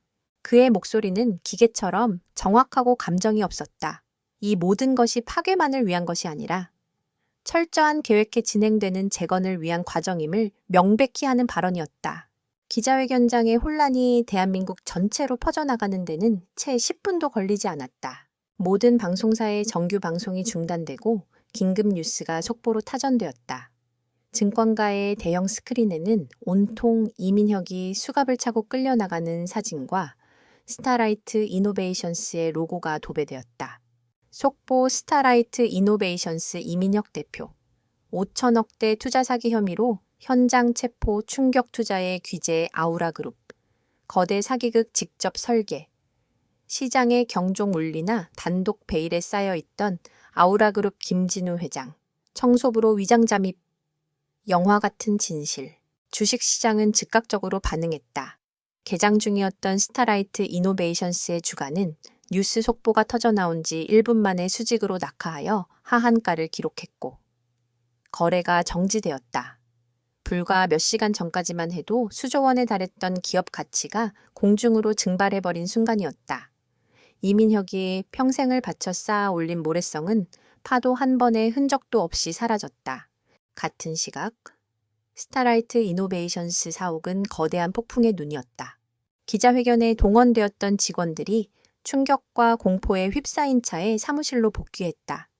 사무실에 남아있던 직원들은 이미 인터넷 생중계를 통해 모든 상황을 목격한 후였다. 공포와 억압으로 가득했던 사무실은 이제 믿을 수 없는 현실에 대한 침묵과 혼란, 그리고 아주 작은 해방감의 씨앗이 뒤섞인 기묘한 정적으로 채워졌다.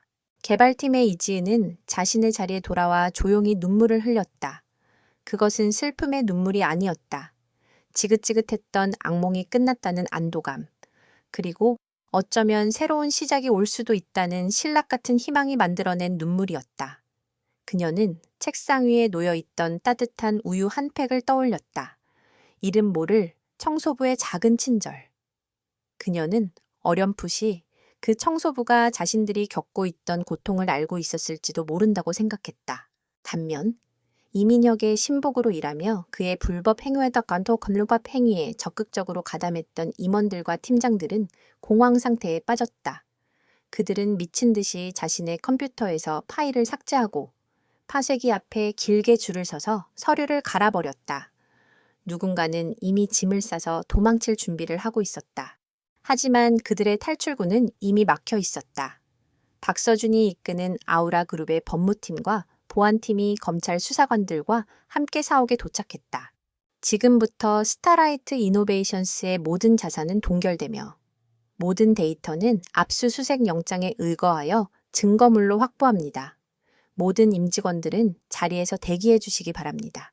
보안팀은 순식간에 임원실이 있는 층과 서버실을 완벽하게 통제했다. 증거를 인멸하려던 자들은 속수무책으로 저지당했고 그들의 얼굴에는 절망의 빛이 역력했다. 그들은 자신들의 왕이 무너졌을 때 자신들 역시 함께 순장될 운명이라는 것을 깨달았다. 김진우는 이 모든 혼란을 뒤로하고 조용히 기자회견장을 빠져나왔다. 그는 승리에 도취하지 않았다. 그의 얼굴에는 오히려 무거운 책임감이 감돌고 있었다. 그는 스타라이트 타워가 정면으로 보이는 맞은편 호텔의 스위트룸에 마련된 임시지휘본부로 돌아왔다. 방 안에는 수십 개의 모니터가 설치되어 실시간으로 뉴스와 주가 정보, 그리고 스타라이트 사옥 내부의 CCTV 영상을 보여주고 있었다. 박서준이 들어와 보고했다. 1단계 작전 완료되었습니다. 회장님, 이민혁은 구치소로 이송 중이며 핵심 공범들의 신병과 증거물도 모두 확보했습니다. 김진우는 고개만 끄덕였다. 그의 시선은 창밖의 스타라이트 타워에 고정되어 있었다. 한때 탐욕의 상징이었던 저 거대한 건물, 이제 저곳을 어떻게 재건할 것인가. 피해 직원들에 대한 보상안과 고용승계 계획을 최우선으로 준비하도록 해. 그리고 부당하게 해고되었던 직원들 명단을 확보해서 그들에게 복귀 의사를 타진해봐. 특히 아이디어를 도둑 맞았다는 그 개발자부터. 알겠습니다. 파괴는 끝났다. 김진우가 나지막이 말했다. 그의 목소리에는 피로감이 묻어 있었다. 이제부터는 다시 살려내는 일을 시작해야지.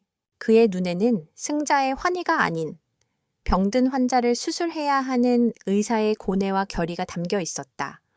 오만한 제국은 무너졌지만 그 폐허 위에서 새로운 희망을 싹 트이워야 하는 더 어렵고 무거운 과제가 이제 막 시작되고 있었다. 이민혁의 제국이 무너져 내린 후 일주일, 스타라이트 이노베이션스 타워는 깊은 침묵과 불확실성 속에 잠겨 있었다. 건물의 입구에서는 스타라이트 이노베이션스라는 이름이 새겨진 현판이 떼어졌고 그 자리에는 흉터 같은 빈 공간만 남았다. 아우라 그룹에서 파견된 구조조정 전문가들과 법무팀이 건물을 장악했지만 그들은 직원들에게 아무런 말도 하지 않았다. 직원들은 매일 아침, 오늘이 마지막 출근일지도 모른다는 불안감 속에서 회사로 향했다. 소문은 무성했다. 회사가 공중분해될 것이다. 아우라 그룹이 핵심 기술만 빼가고 모두를 해고할 것이다. 혹은 제3자에게 헐값에 매각될 것이라는 등 하나같이 절망적인 이야기들 뿐이었다. 과거의 착취는 공포스러웠지만 미래가 보이지 않는 현재의 불안은 또 다른 종류의 지옥이었다. 하지만 물 밑에서는 김진우의 지휘 아래 거대한 정화 작업과 재건 계획이 한치의 오차도 없이 진행되고 있었다. 첫 번째 단계는 청소였다. 박서준은 이민혁의 불법 행위에 연루된 모든 임원과 중간 관리자들에게 공식적으로 해임 통보를 했다. 뇌물 수수, 데이터 조작, 아이디어 탈취, 직원 괴롭힘 등 그들의 죄목은 명확했다. 그들은 아무런 저항도 하지 못했다. 아우라 그룹이 제시한 증거기 앞에서 그들은 그저 고개를 숙일 뿐이었다. 동시에 아우라 그룹의 인사팀은 과거 이민혁에 의해 부당하게 쫓겨났던 인재들을 찾아 나섰다. 특히 AI 비서 루나의 아이디어를 빼앗기고 회사를 떠나야 했던 천재 개발자 박성진에게는 박서준이 직접 찾아갔다. 저희 회장님께서는 박성진 씨 같은 분이 다시 돌아와 당신의 꿈을 펼칠 수 있는 회사를 만들고 싶어 하십니다. 연구개발본부장이라는 직책을 제안드립니다. 전적인 권한을 드릴 것입니다.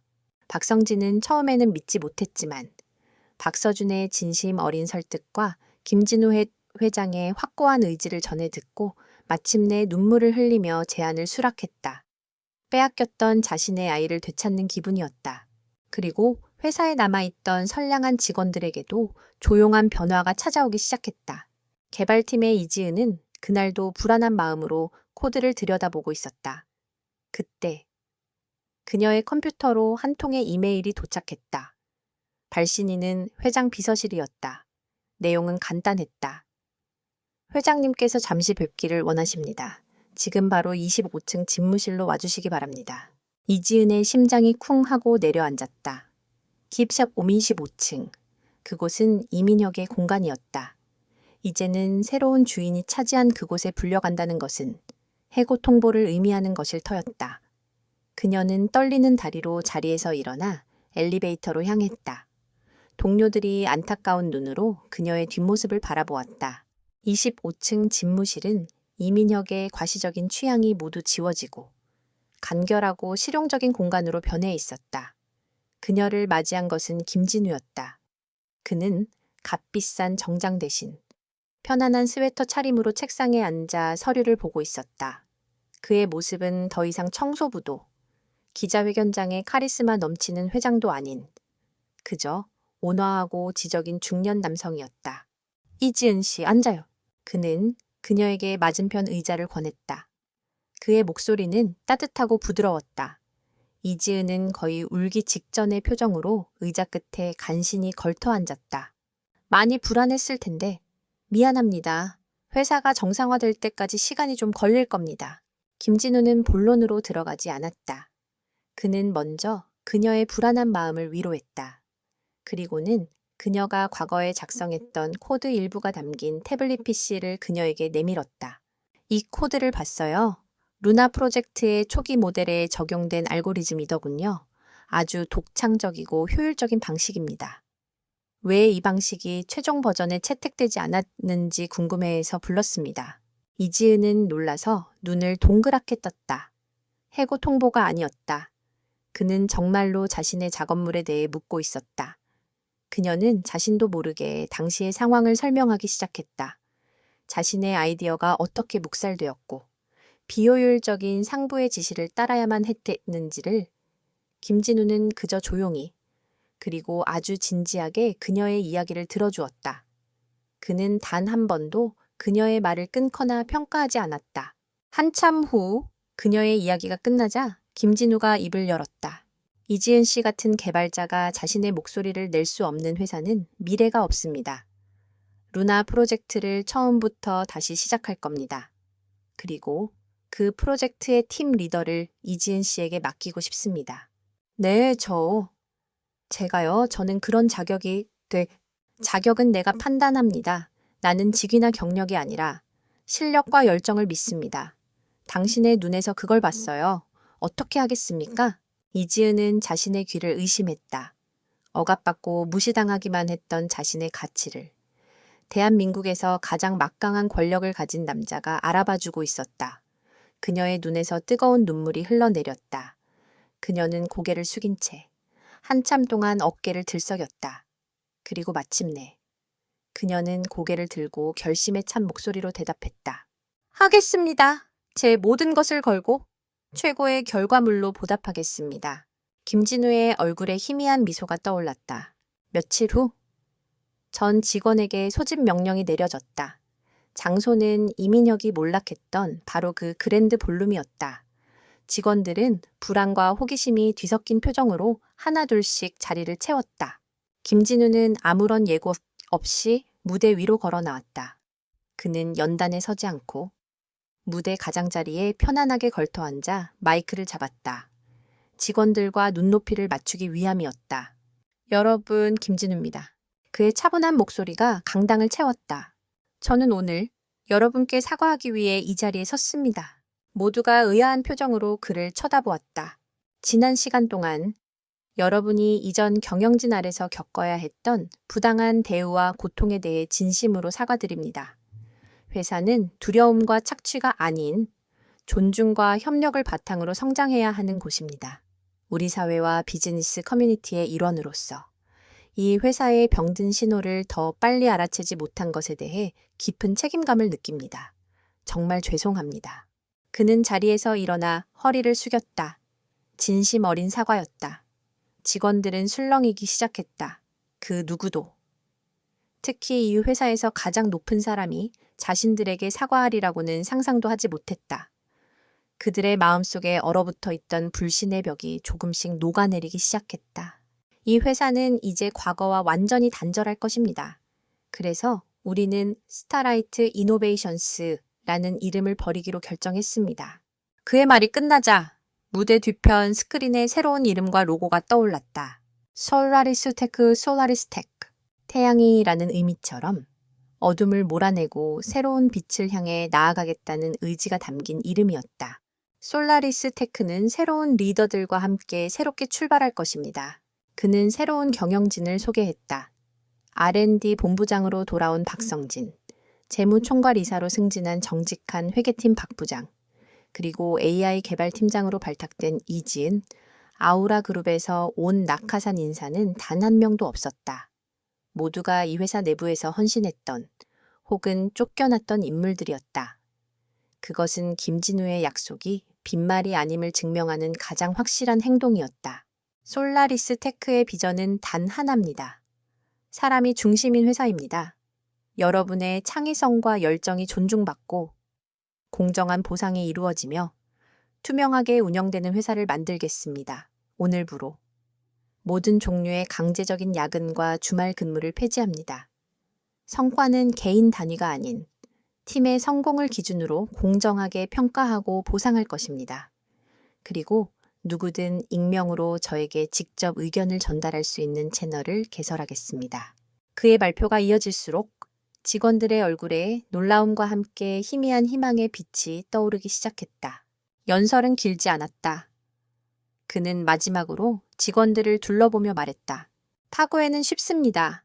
하지만 무너진 것을 다시 세우는 것은 어렵습니다. 저 혼자서는 할 수 없습니다. 여러분이 함께 해주셔야만 가능합니다. 부디 저와 함께 솔라리스 테크를 모두가 자부심을 느낄 수 있는 위대한 회사로 만들어 주시길 바랍니다. 연설이 끝나고 잠시 정적이 흘렀다. 이내 객석 한 구석에서 박수 소리가 터져 나왔다. 처음에는 주저하는 듯 작았지만 그 박수는 점차 다른 사람들에게로 번져나가 마침내 강당 전체를 채우는 진심 어린 함성과 박수갈채가 되었다. 김진우는 무대에서 내려와 직원들 사이로 걸어 들어갔다. 그는 더 이상 숨겨진 회장도 위장한 청소부도 아니었다. 그는 그저 그들의 새로운 리더로서 그들의 손을 잡고 그들의 이야기에 귀를 기울였다. 길고 어두웠던 밤이 지나고 마침내 새로운 탄생의 새벽이 밝아오고 있었다. 그로부터 6개월 후 한때 스타라이트 이노베이션스 타워로 불렸던 건물은 솔라리스 테크 센터라는 새로운 이름으로 다시 태어났다. 이름만 바뀐 것이 아니었다. 건물의 내부와 그 안을 채우고 있는 공기, 그리고 사람들의 표정까지 모든 것이 완전히 변해 있었다. 과거의 어둡고 권위적인 인테리어는 사라지고 그 자리에는 밝은 햇살이 들어오는 개방형 사무 공간과 직원들의 휴식을 위한 녹색 정원이 들어섰다. 벽에는 딱딱한 사운 대신 직원들이 직접 그린 예술 작품과 프로젝트 성공을 기념하는 사진들이 자유롭게 걸려 있었다. 사무실을 채우고 있던 숨 막히는 정적은 이제 활기찬 아이디어 회의와 건강한 웃음소리로 대체되었다. 회사는 성장하고 있었다. 그것도 과거와는 비교할 수 없을 정도로 건강하고 빠르게, 특히 이지은이 팀장을 맡고 박성진이 총괄하는 AI 비서 루나 프로젝트는 업계의 판도를 바꾸는 게임 체인저로 떠올랐다. 이민혁 시절 데이터 조작과 사용자 기만을 통해 단기적인 이익을 추구했던 것과 달리 새로운 루나는 사용자 데이터 주권 보호라는 철저한 윤리 강령을 기반으로 개발되었다. 사람들은 솔라리스 테크의 기술력뿐만 아니라 그들의 정직함에 열광했다. 착한 기업도 성공할 수 있다는 사실을. 솔라리스 테크는 스스로 증명해내고 있었다. 이지은은 더 이상 두려움에 떨던 신입 개발자가 아니었다.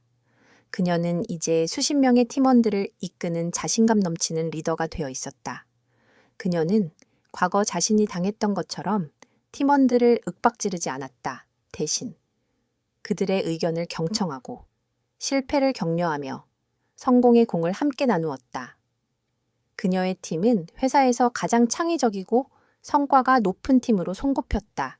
정직하다는 이유로 한직을 떠돌던 박 부장은 이제 재무총괄이사 CFO가 되어 회사의 살림을 투명하게 관리했다. 그의 책상에는 더 이상 맞지 않는 장부 따위는 없었다. 모든 숫자는 정직했고 모든 이익은 회사의 성장과 직원들의 복지를 위해 공정하게 분배되었다. 한편 세상은 이민혁이라는 이름을 서서히 잊어가고 있었다. 얼마 전 그의 1심 재판 결과가 뉴스의 작은 단신으로 보도되었다. 수천억 원대 사기, 횡령, 배임, 주가 조작. 그의 모든 혐의는 유죄로 인정되었고 징역 25년이라는 중형이 선고되었다. 그가 불법적으로 축제했던 모든 재산은 몰수되었고 그의 곁에는 아무도 남지 않았다. 한때 세상을 호령하던 그의 오만한 목소리는 이제 차가운 법정의 벽 속으로 공허하게 사라졌다. 그에게 부역했던 임원들 역시 모두 법의 심판을 받았다. 정의는 더디지만 반드시 제자리를 찾아왔다. 어느 맑은 가을날 오후, 김진우가 예고 없이 솔라리스 테크를 방문했다. 그는 수행원도, 의전도 없이 마치 평범한 방문객처럼 조용히 회사 안으로 들어섰다. 그는 회장 집무실이 있는 25층으로 가지 않았다. 대신 그는 곧장 직원 식당으로 향했다. 점심시간이 막 끝난 식당은 비교적 한산했다. 그는 직접 식판을 들고 남은 음식을 조금 담아 창가 자리에 앉았다. 6개월 전 그가 청소부로서 사람들의 절망적인 대화를 엿듣던 바로 그 공간이었다. 하지만 이제 그곳에서 들려오는 이야기들은 완전히 달라져 있었다. 지은 팀장님, 이번 베타 테스트 결과 보셨어요. 사용자 만족도가 95%를 넘었어요. 정말 다들 밤낮 없이 고생한 보람이 있네. 오늘 저녁은 내가 쏠게. 다들 칼퇴해. 박 이사님, 결제 방식은 정말 투명해서 좋아요. 예전 같았으면 상상도 못할 일인데. 그러게 말이야. 회사가 주인이 아니라 우리 모두의 것이라는 게 이런 기분이구나 싶다니까. 그들의 목소리에는 활기와 자부심이 넘쳐 흘렀다. 김진우는 말없이 음식을 씹으며 그들의 대화를 들었다. 그의 얼굴에 온화한 미소가 번졌다. 이것이 바로 그가 진정으로 원했던 결과였다. 무너진 제국의 폐허 위에서 피어난 희망의 목소리들. 그때 누군가 그의 앞에 식판을 내려놓았다. 이지은과 그녀의 팀원들이었다. 회장님, 여긴 어쩐 일이세요? 이지은이 반갑게 인사했다. 그녀의 목소리에는 더 이상 과거의 두려움이나 어려움이 없었다. 그저 존경하는 멘토를 만난 듯한 자연스러움과 친근함이 묻어 있었다. 그냥 밥 먹으러 왔습니다. 여기 밥이 맛있다고 소문이 나서. 김진우가 농담을 하자 팀원들이 웃음을 터뜨렸다. 그들은 스스럼 없이 그의 테이블에 합석하여 함께 이야기를 나누기 시작했다. 새로 출시될 기능에 대한 기술적인 토론부터 주말에 있을 팀 야유회 계획까지. 그들은 더 이상 회장을 어려운 존재로 생각하지 않았다. 그는 그저 자신들의 이야기를 진심으로 들어주는 든든한 어른이자 동료일 뿐이었다. 한참 동안 그들과 이야기를 나눈 김진우는 조용히 자리에서 일어났다. 그는 엘리베이터를 타고 건물 옥상에 조성된 정원으로 향했다. 시원한 가을바람이 그의 뺨을 스쳤다. 옥상 정원에서는 서울의 정영이 한눈에 들어왔다. 잠시 후 박서준이 조용히 그의 곁으로 다가왔다. 보기 좋으시겠습니다, 회장님. 그렇군.